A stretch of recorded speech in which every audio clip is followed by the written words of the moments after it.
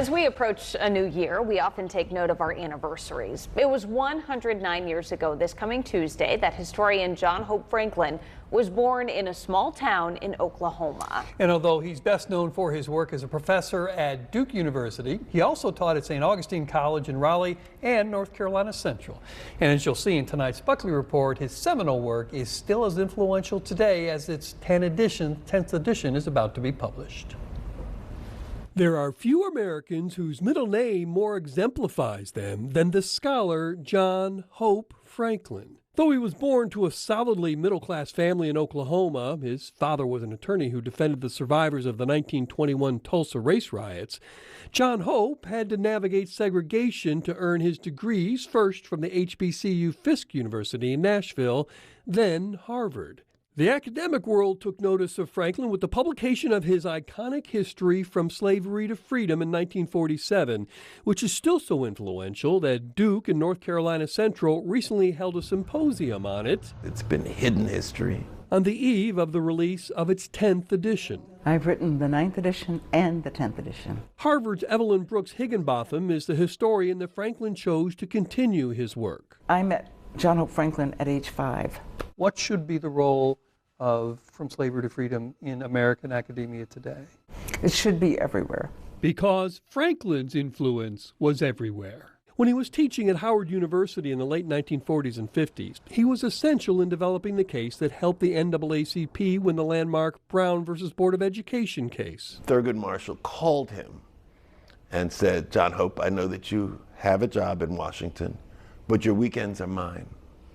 And so my father would go to New York on the train every Friday afternoon, and he'd work with Thurgood until midnight. John Whittington Franklin is his only child. It was challenging being his son in the sense that he would correct all of my papers with red ink.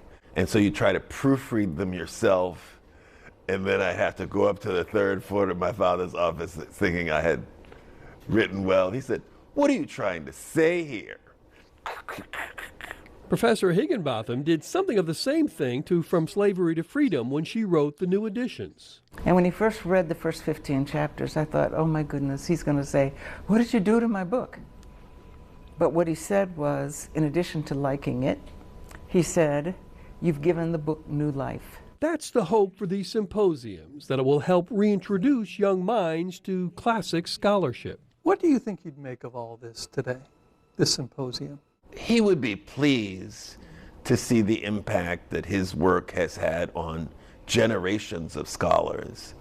He used to refer to so-and-so as his grand student because he taught someone and then they got their PhD and then their students got their PhD. So we have generations of knowledge. But at some point, even generations begin to fade. Do young Americans know his story as well as they should, and his scholarship? Duke has 5, now 6 entities named for my father.